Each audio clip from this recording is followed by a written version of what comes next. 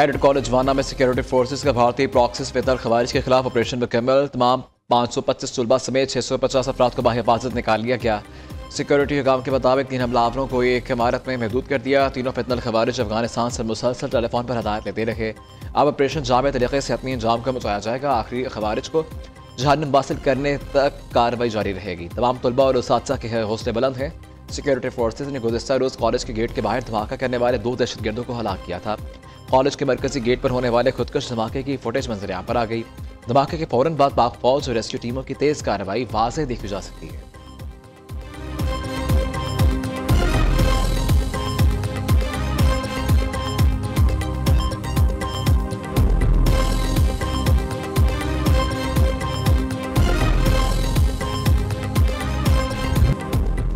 Cadet college वाना में फितल खवारिज के बुज़दिलाना हमले के खिलाफ तलबा और उस्ताद के हौसले बुलंद। पाक फौज की बराबर कार्रवाई को खराज तहसीन पेश किया। 12वीं जमात के कैडेट ने कहा कि पाक फौज ने हमारे लिए कैडेट कॉलेज बनाया ताकि तालीम आम तरक्की मिल सके।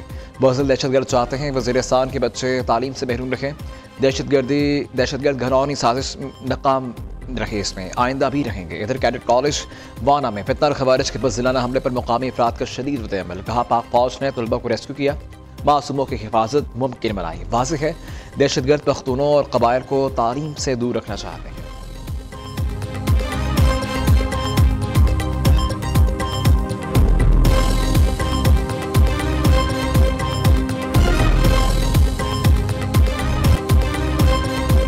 इस्लामाबाद G11 के चेहरे के बाहर फितनल खवारिज का खुदकश धमाका, 12 अफराद शहीद, 36 जख्मी।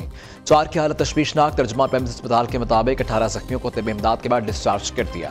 14 जख्मियों की हालत खतरे से बाहर, वार्ड में शिफ्ट कर दिया। 12 में से 10 शुहदा की शनाख्त हो चुकी। खुदकश धमाके की फुटेज मंजर आम पर आ गई। इस्लामाबाद हमले की इब्तदाई रिपोर्ट तैयार।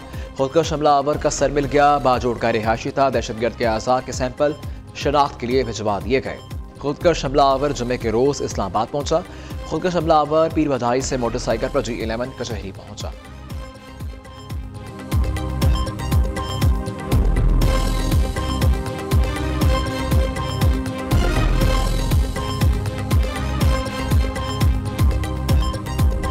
मैं सिर्फ अपने KPK के भाइयों से ये रिक्वेस्ट करूंगा कि प्लीज़ अपने आप को बदनाम ना करें।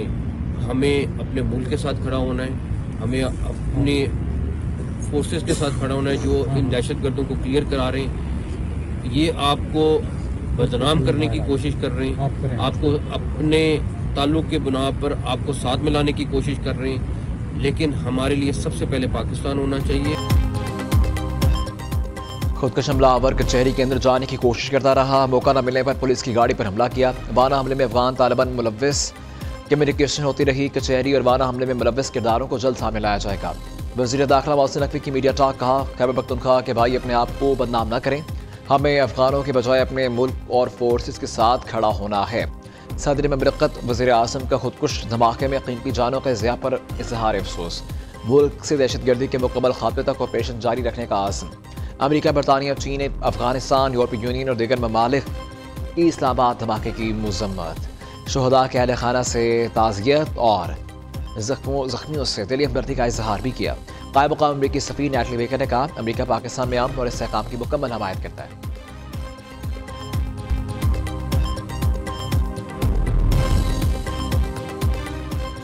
अफगानिस्तान दहशतगर्दी के खिलाफ कार्रवाई करे तो पाकिस्तान ताउन के लिए तैयार। शिद्दत पसंद गिरोह अफगानिस्तान और दुनिया के अमन के लिए खतरा है। दुनिया को दिखाया पाकिस्तान अपनी खुद मुख्तारी के तहफ़्फ़ुज़ के लिए हर कीमत अदा करेगा।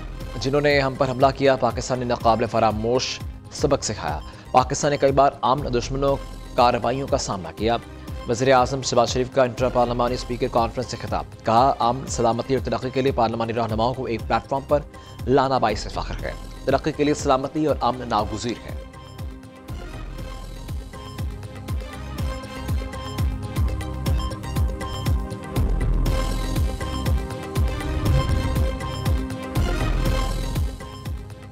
पाकिस्तान दहशतगर्दी के हालिया वाक़यात के बाद अफगानिस्तान में कार्रवाई कर सकता है। वफाकी वज़ीर दिफ़ा ख्वाजा आसिफ ने कहा कि हम जारहियत का वार खाली नहीं जाने देंगे, भरपूर जवाब देंगे।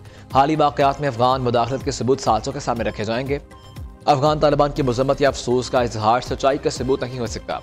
अफगान तालिबान की पनाह में रहने वाले लोग बार बार हम पर हमला कर रहे हैं।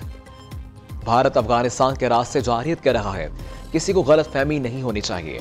हमारे हमसाये का दुश्मनी वाला रवैया सामने आ चुका है। भारत से मुतालिक हम हालिया जंग से ही हाई अलर्ट पर हैं।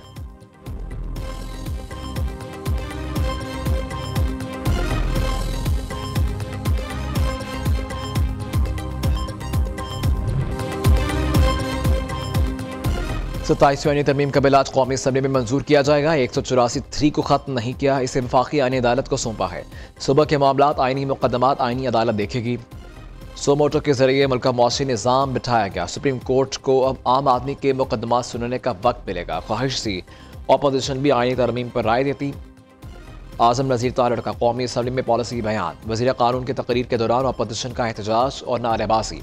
मौलाना फजलुर रहमान की जेजुआए अरकान असम्बली को 27वीं आईनी तरमीम की मुखालफत की हिदायत।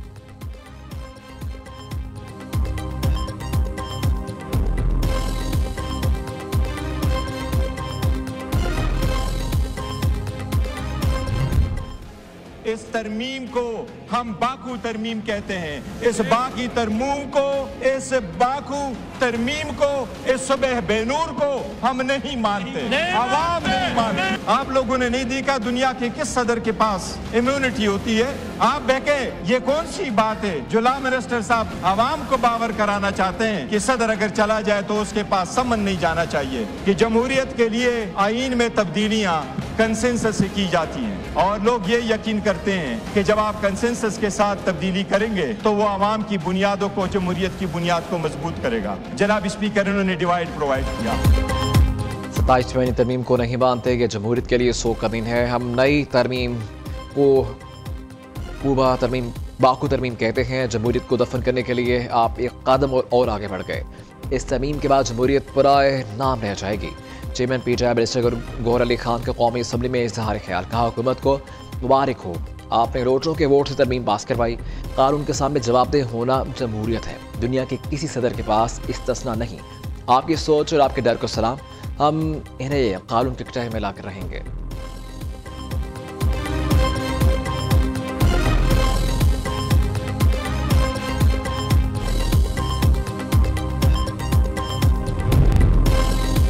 सत्ताईसवीं तरमीम पर जस्टिस मंसूर के बाद जस्टिस सतर मुरल्ला ने भी चीफ जस्टिस को खत लिख दिया। आकाश सुप्रीम कोर्ट अक्सर ताकतवर के साथ खड़ी रही, आवाम के साथ रही। ख्वाजा आसिफ ने चीफ जस्टिस याहिया अफरीदी को खत लिखने पर जजेस को आड़े हाथों ले लिया। एक्सपर्ट बयान में कहा कि पार्लियामेंट जो इस्तिस्ना दे रही है, इस पर खत लिखे जा रहे हैं।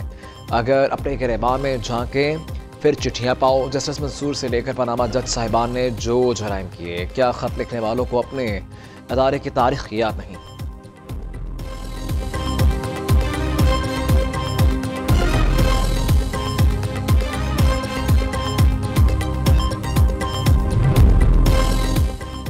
मुस्लिम लीग नून के सेनेटर इरफान सदीकी इस्लामाबाद में सुपुर्द खाक। नमाज़ जनाजा में वफाकी बुज़रा, सेनेटर्स और आम शख्सियात की शिरकत। सदर, वज़ीर आज़म, वज़ीर आला पंजाब, नून लीग के सरबराह नवाज शरीफ का गहरे रंज और गम का इजहार।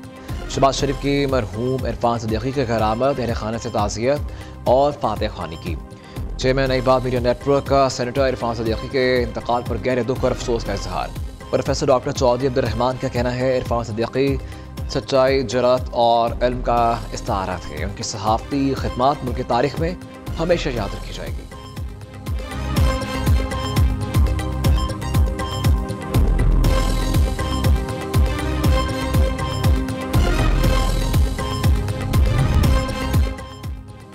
सेनेट इजलास कल की बजाय आज शाम 5 बजे होगा। सेनेट सेक्रेटरी ने नोटिफिकेशन जारी कर दिया। सेनेट इजलास में आज मरहूम सेनेटर इरफान सदीकी के लिए ताज़ियत रेफरेंस पेश किया जाएगा।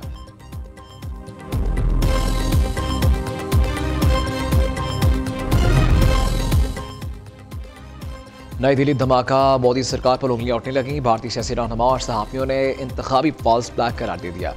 कांग्रेस के रहनुमा का कहना है कि ये सब बहारा इंतखाबात से पहले का एक मतवक्किल सियासी इक़दाम था।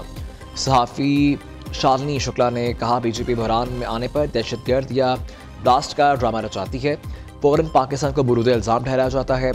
सहाफ़ी रवि नैयर ने लिखा कि बाहर इलेक्शन में बीजेपी कमज़ोर पोजीशन पर मज़ीद ऐसे धमाकों की तवक्को है।